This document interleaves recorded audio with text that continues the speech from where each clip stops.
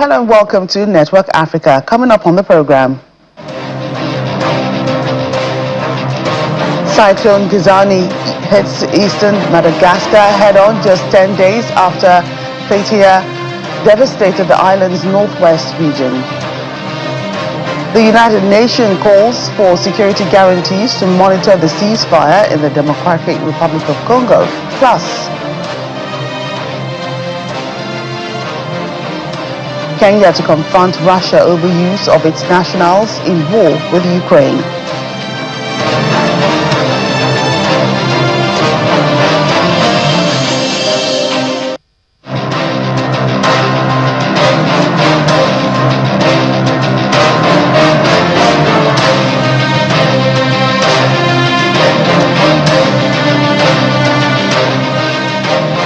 Hello and welcome to the program. I'm Joke Rogers here in Lagos. We begin in Madagascar, where at least 9 people have been killed after Cyclone Gizani made landfall on the Indian Ocean island, leaving widespread destruction in its wake. The storm struck the eastern port city of Tomasina late yesterday, bringing in winds of up to 195 kilometers per hour and triggering building collapses that claimed the lives of 9 people. Forecasters say Gizani could regain strength as it heads towards the Mozambique Channel, raising concerns for parts of southern Africa. Gizani hit just 11 days after Cyclone Ethiopian killed 12 people and displaced 31,000 in northwestern Madagascar.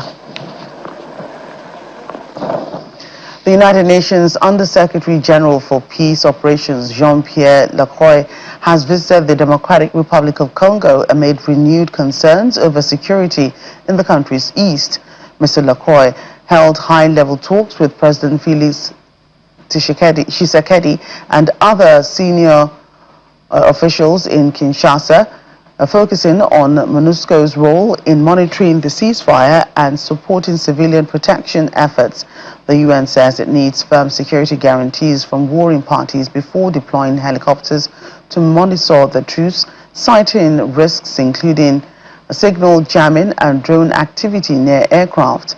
Fighting between Congolese forces and M23 rebels escalated last year after the capture of Goma, whose airport remains closed. A U.S. brokered peace deal signed in December is yet to put a stop to hostilities as MONUSCO continues efforts towards a more permanent ceasefire. The United Nations High Commissioner for Humanitarian Rights, Volker Turk, is calling for urgent de-escalation in Ethiopia's Tigray region amid renewed fighting.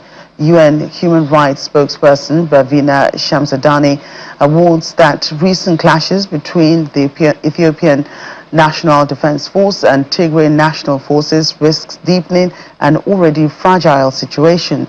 Fighting intensified in late January in areas near the Amara border, with reports that drones, artillery and other heavy weapons were used by both sides. Arrests and detentions have also been reported. The UN says the situation remains highly volatile and is urging all parties to pursue political dialogue and confidence-building measures to prevent further deterioration. For human rights, Volker Turk calls on all parties to take urgent steps towards de-escalation amid the precarious situation in the Tigray region. Recent fighting between the Ethiopian army and regional forces has highlighted the risk of a deepening human rights crisis in the north of the country. The situation remains highly volatile and we fear that it will deteriorate, worsening the region's already precarious human rights and humanitarian situation. There must be concerted and sustained efforts by all parties, with the help of the international community, to de-escalate tensions before it's too late. Political dialogue and confidence-building measures are urgently needed, not renewed resort to armed conflict. Drones, artillery, and other powerful weapons were used by both sides. Several arrests and detentions by both the ENDF and the TSF have been reported during the clashes and subsequently. Civilians are once again caught in between escalating tensions, with both the TSF and the ENDF reportedly carrying out arrests for perceived affiliation with the opposing side. This must stop. Both sides must step back from the brink and work to resolve their differences through political means. Alleged serious violations or abuses must be promptly and independently investigated, irrespective of the perpetrators. The High Commissioner has also expressed concern at recent tensions between Ethiopia and neighboring Eritrea, warning that they risk exacerbating the already serious human rights and humanitarian challenges in both countries and across the wider Horn of Africa. Well, Kenya says it will engage Russia over growing reports that its nationals are being recruited in the fight in the war with Ukraine. Foreign Minister Musalia Mudavadi claims that around 200 Kenyans are believed to have joined Russian forces through illegal recruitment channels, a process he describes as unacceptable and clandestine.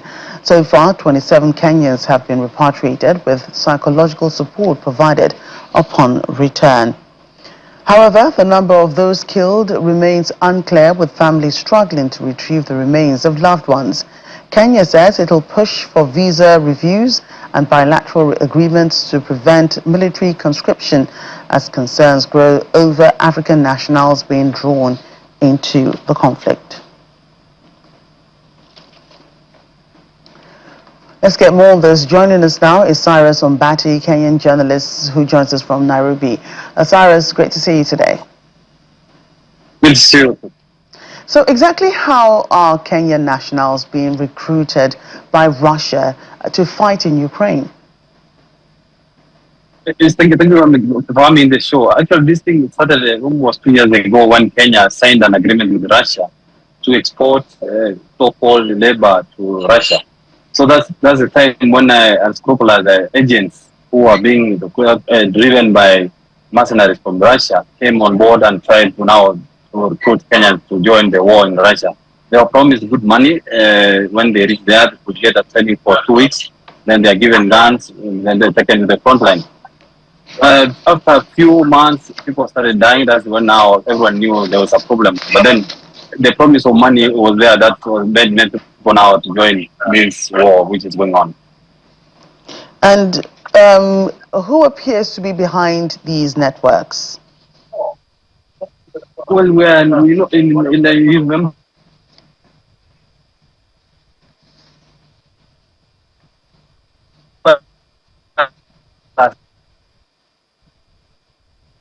Cyrus, can you hear me? Nairobi, officials at the embassy, they were arrested. Yeah, I can hear you. I'm here. Yeah, I can hear you. Right. I said, who appears to be behind these networks?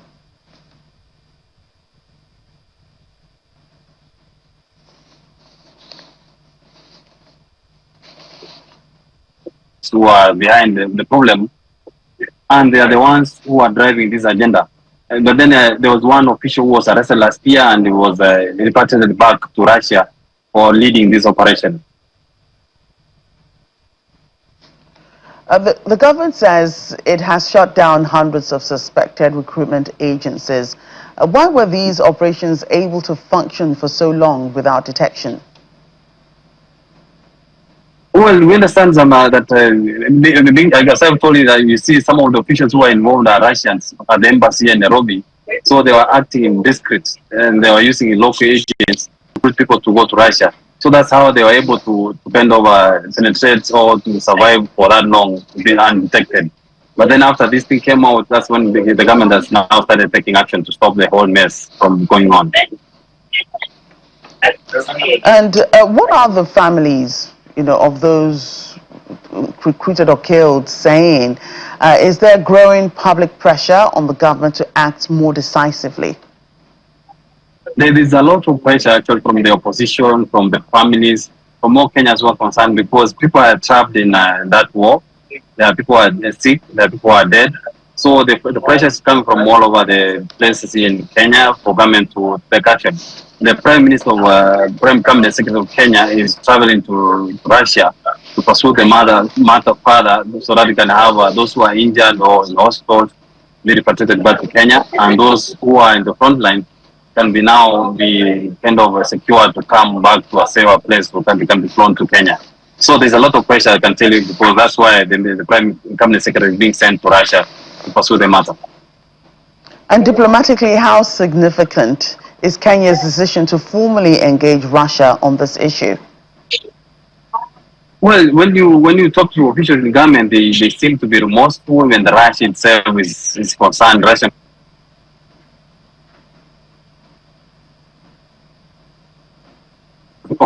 but from there, being concerned and trying to be involved in this mess is one thing or the other, because Russia is saying that we are not officially involved, but then when you follow it from behind, you find that the Russian officials were involved. So Russia itself knows that this thing is damaging the image here locally.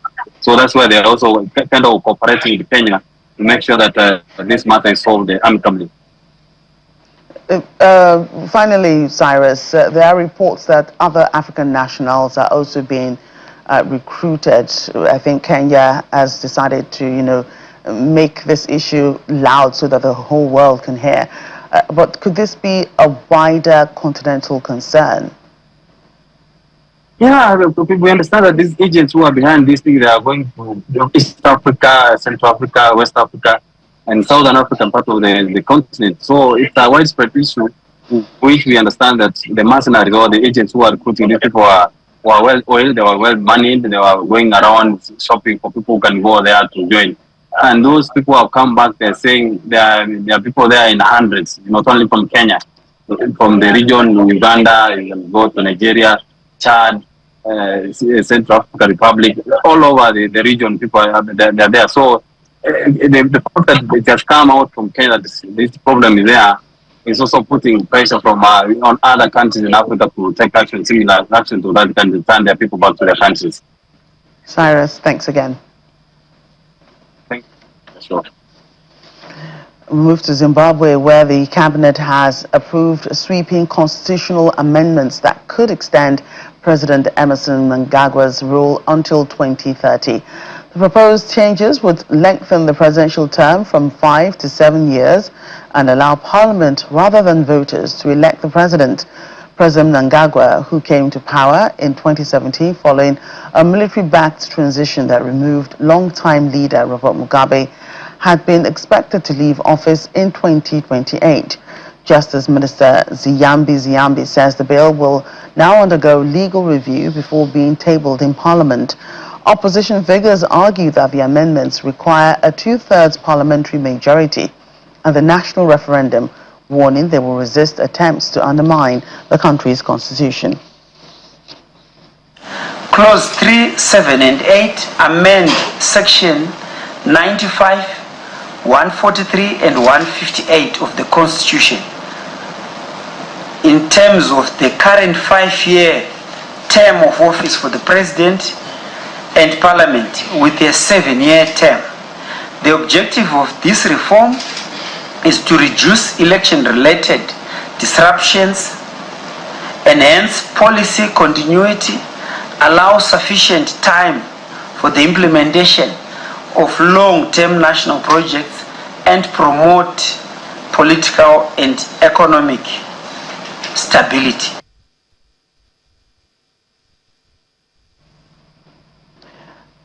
And still to come on the program.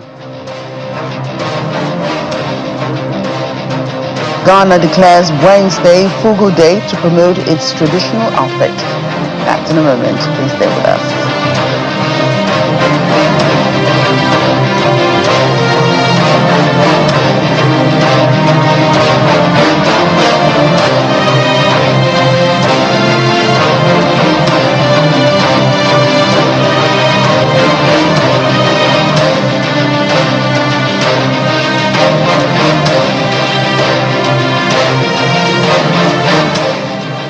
Welcome back. In South Africa, traditional leaders attending the 2026 mining Indaba in Cape Town say community voices must be placed at the center of the mining sector.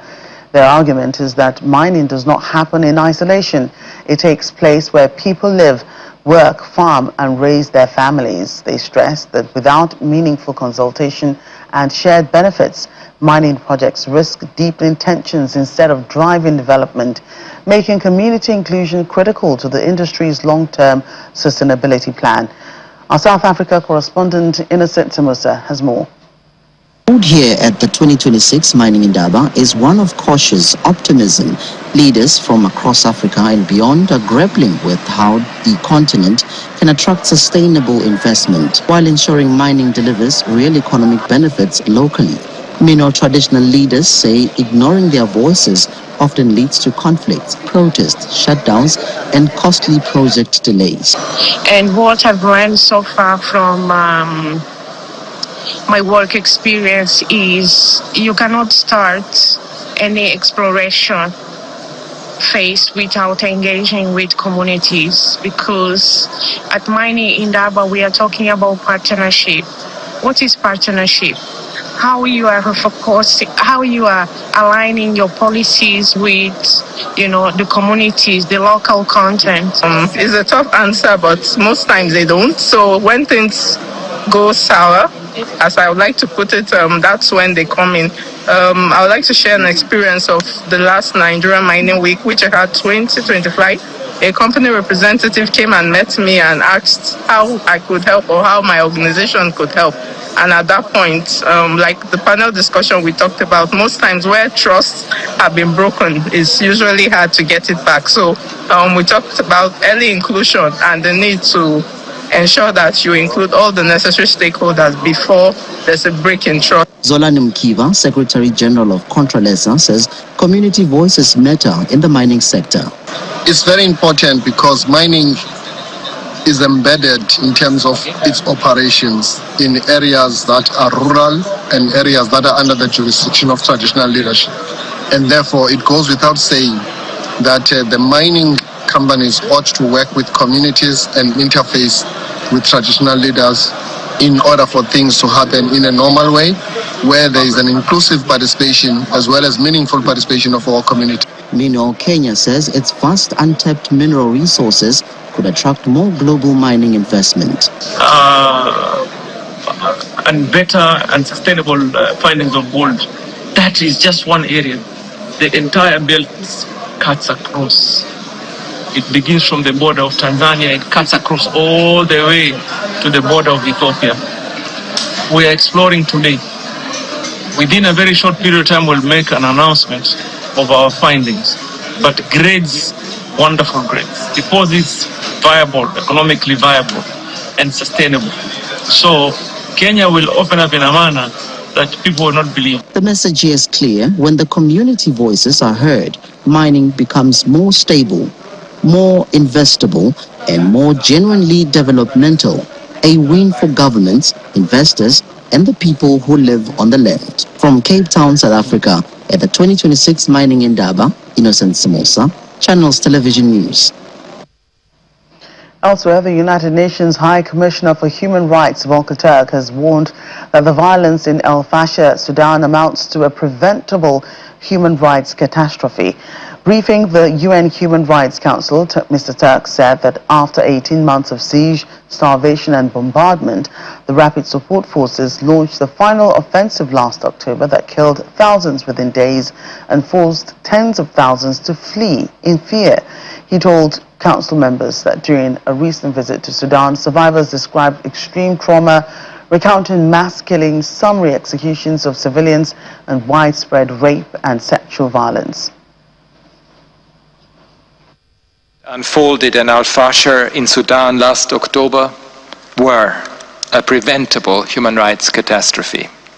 After imposing 18 months of siege, starvation and bombardment, the Rapid Support Forces unleashed a wave of intense violence. Thousands of people were killed in a matter of days, and tens of thousands fled in terror. Our collective job is to hold those responsible accountable and to make sure this never happens again. They consistently reported mass killings and summary executions of civilians and those no longer participating in hostilities, both inside the city and as people fled. They spoke of rape and other sexual violence, torture and ill treatment, detention, disappearances, and abductions for ransom. We heard convincing testimony that some victims were targeted based on their non-Arab ethnicity, in particular members of the Sagawa ethnic group. Survivors also spoke of seeing piles of dead bodies along roads leading away from Al-Fashir in an apocalyptic scene that one person likened to the Day of Judgment. Sexual violence was systematically used as a weapon of war by the RSF and its allied militia.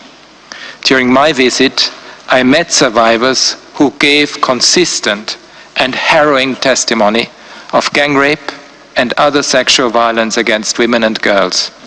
My staff documented many accounts of sexual violence during abductions and searches of women and girls as they attempted to flee. An airline in Somalia has praised one of its pilots after he safely crash-landed a passenger plane on the shoreline near Mogadishu's international airport. All 55 people on board survived. Star Sky Aviation says the crew reported a technical fault shortly after takeoff on Tuesday and requested to return to the capital.